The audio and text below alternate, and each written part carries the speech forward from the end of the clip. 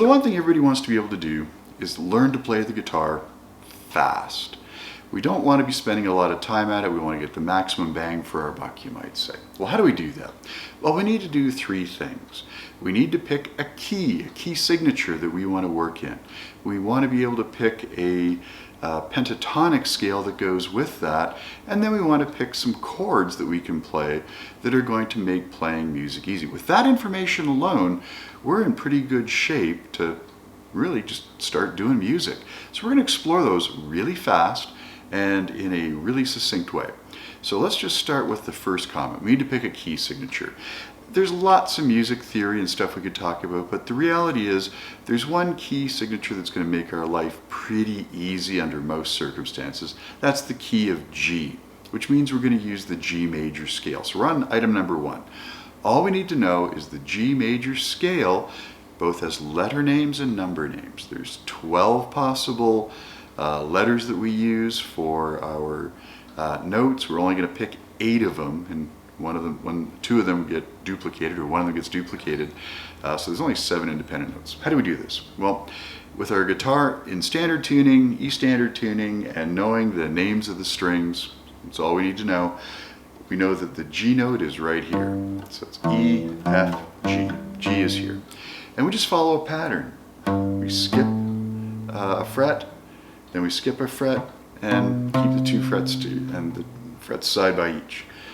Come down and side by each. That's the major scale.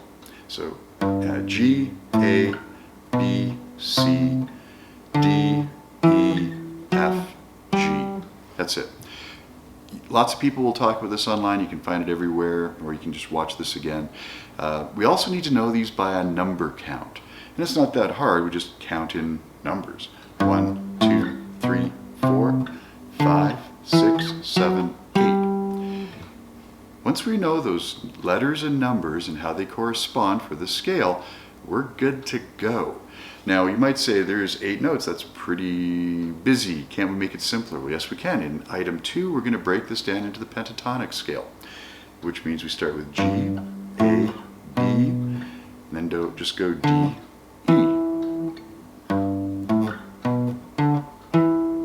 That's our G major pentatonic scale, 5 notes. It's going to sound good over everything we want to be doing in this key signature of G. That's 2 of the 3 items. That's not too bad. And we'll recap in a minute. And the next thing we want to do is we want to learn a particular chord progression based on those numbers. And there's a reason we do this number stuff, and you'll catch on in a bit. We want to do a chord progression that is the 1 chord, the 6 chord, the 4 chord, and the 5 chord. Now again, this is not necessarily going to make a lot of sense, but we'll just go through it. The 1 chord, that's the root chord, that's our G chord, it's corresponding to the G note.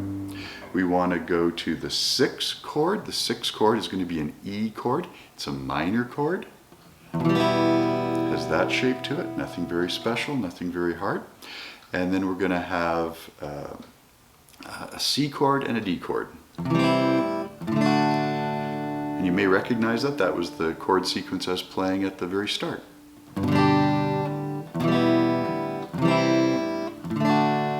That's all the information we really need to know to get powered up and running on the guitar. So let's just look at that again. We're going to be in the key of G, key signature of G. We're going to be knowing the G major scale.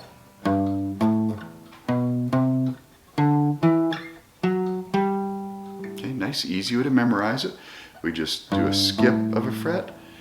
We skip over a fret and then just do frets side by side. Nice, easy scale. It's all the notes we needed to know for our G major scale. We needed to know by number. 1, 2, 3, 4, 5, 6, 7, 8. Easy enough. We want to take a reduced scale, the pentatonic scale, 5 notes. 1, 2, 3, 4, 5. Now it's 5 notes, but that's not the right counting sequence for them. We would go 1, 2, 3, 5, 6 to correspond to the major scale. Now if this is a little bit weird for you, don't worry about it. We're not going to be too fixated on that. But we've really got all the knowledge we need to have to start working with things. And now we just memorize some shapes. We have a G chord, we We have the E minor chord, we have the C chord, and the D chord. And there's a lot of songs that are made with that sequence of notes.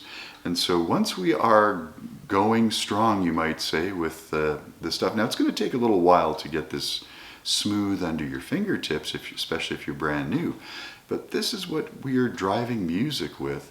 And it's essentially, for this one key, all the information we need to have. So you may say to yourself, well, what if I wanted to move to a new key?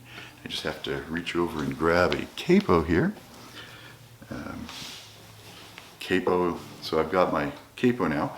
If I wanted to go from the key of G to the key of A, I just come up 2 frets and I can play the exact same chords.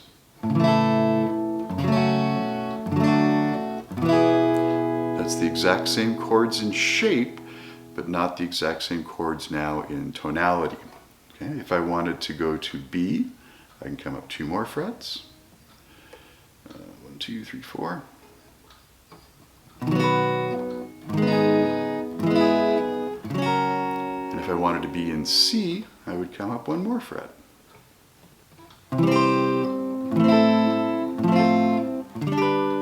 And that's the power of what we just did.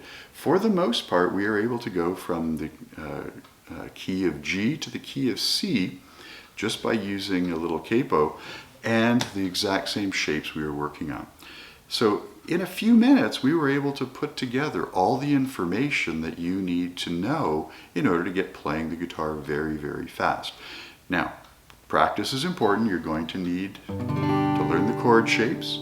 I purposely haven't put them out here. You should look around, find other videos, other places online, because you're going to need more resources as you continue playing, and getting used to other people's styles and other sources of information is a really important part of all of this. Hope you found this useful. Hope it pushed you forward a little bit, and that you're going to try this out.